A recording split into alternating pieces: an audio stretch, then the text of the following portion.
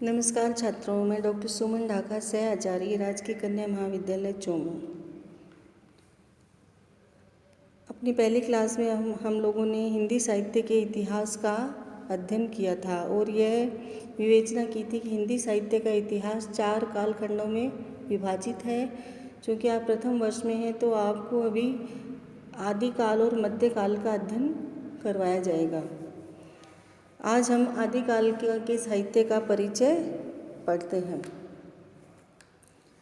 आदिकाल की परिस्थितियां बहुत सुखद नहीं थी। समूचे देश में युद्ध का वातावरण था तथा भारतवर्ष पर पड़ोसी देशों के आक्रमण प्राय होते रहते थे।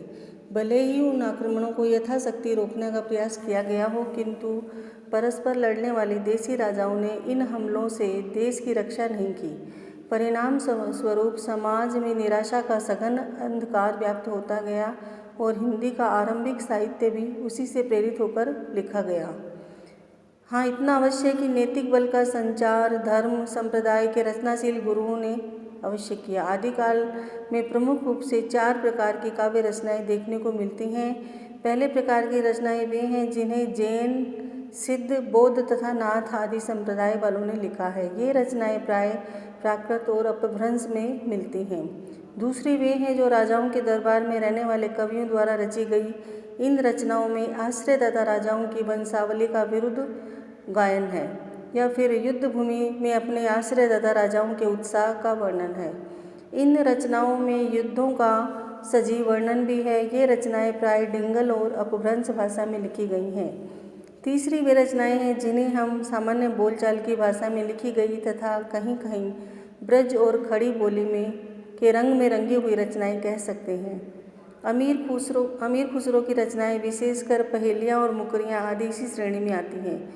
चौथे प्रकार की रचनाएं लौकिक साहित्य के नाम से अभिहित की गई हैं। ढोला मारूरा दोहा, जय चंद्र प्रकाश और जय मयंक जस चंद्रिका इसी श्रेणी में आते हैं। हाँ, एक बात अवश्य कि आदिकाल में प्रधानतः रासो काव्यों की ही रही। पृथ्वीराज रासो, खुमान रासो, परमाल रासो, विसलदेव रासो आदि इस युग की प्रमुख रचनाएं हैं। रासो साहित्य आदिकाल में पर्याप्त विवादास्पद रहा। कारण यह है कि अधिकांश रासो ग्रंथों में प्रक्षिप्त अंशों की भरमार है। रासो काव्य आदिकाल की ही रचनाएं हैं।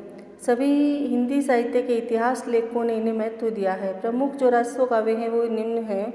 सबसे पहले देखिए खुमान रासो चित्तौड़ के राजा खुमान के समकालीन कवि दलपति विजय को इसका रचयिता माना जाता है। यद्यपि इस ग्रंथ की हस्तलिखित प्रति पूना के संग्रहालय में सुरक्षित है, किंतु लेखक का इसमें स्पष्ट उल्लेख न होने के कारण विद्वान अभी भी एकमत नहीं हो पाए हैं। कतिपय विद्वानों की धारणा है कि दलपत विजय नामक एक संत हुए थे, उन्होंने इसकी रचना की है, किंतु ये स्वीकार करने के लिए कठिनाई होती है कि जैन संत का काल 17वीं सदी रहा है। खुमान रासो 5000 छंदों में लिखा गया है।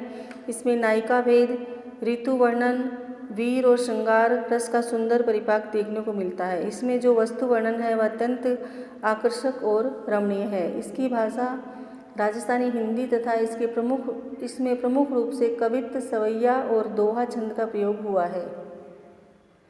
दूसरा प्रमुख ग्रंथ जो रासो काव्य का है वो है विसलदेव रासो हिंदी के आदिकाल की एक उल्लेखनीय कृति है।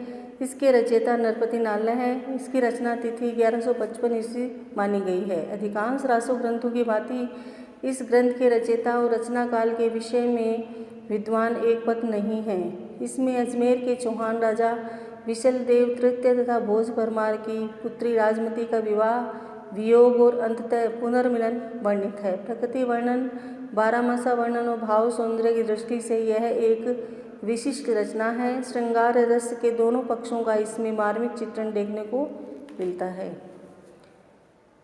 इसके अतिरिक्त हमीर और अलाउद्दीन के युद्धों का वर्णन तथा हमीर की प्रशंसा हमीर रासों में चित्रित है। इसके रचयिता सारंगधर माने गए हैं, किंतु आज तक इसकी कोई कृति उपलब्ध नहीं हो पाई है। ऐसी स्थिति में इस ग्रंथ के विषय में प्रामाणिक रूप से कुछ भी नहीं कहा जा सकता। हाँ, प्राकृत पेंगलम में इसके कुछ छंद मिलते हैं, किंतु मात्र थोड़े से छंदों के आधार पर कोई सही निर्णय नहीं लिया जा सकता। फिर है परमाल रासो। वर्तमान में यह आलाखंड के नाम से प्रचलित है। रासो लोक गेय काव्य है, अतः इसके अनेक अंश बाद में जोड़े गए हैं। परमाल रासो के रचयिता जगनीक कवि थे, जो महोवा के राजा के आश्रित थे। जगनीक ने आला और उदल नामक 2 सरदारों की वीरता का वर्णन परमाल रासो में किया है। रासो काव्य में जो प्रमुख ग्रंथ माना जाता है वो है पृथ्वीराज रासो। पृथ्वीराज रासो के रचयिता चंद्रवरदायी आदिकालीन के प्रतिनिधि ग्रंथों में माने जाते हैं। चंद्रवरदायी का जन्म सन 1168 में लाहौर में हुआ था। ये महाकवि भाट जाति के जगात नामक गोत्र के थे। ये दिल्ली के अंतिम हिंदू सम्राट पृथ्वीराज चौहान के सखा और सामंत थे। पृथ्वीराज रासो इनकी प्रसिद्ध रचना है और इसे हिंदी का सर्वप्रथम महाकाव्य माना गया है। इस महाकाव्य में 69 सर्ग या समय है। माना जाता है कि चंद कवि ने ये काव्य स्वयं पूरा नहीं लिखा था, इसका अंतिम भाग उनके पुत्र जलहण ने पूरा किया था।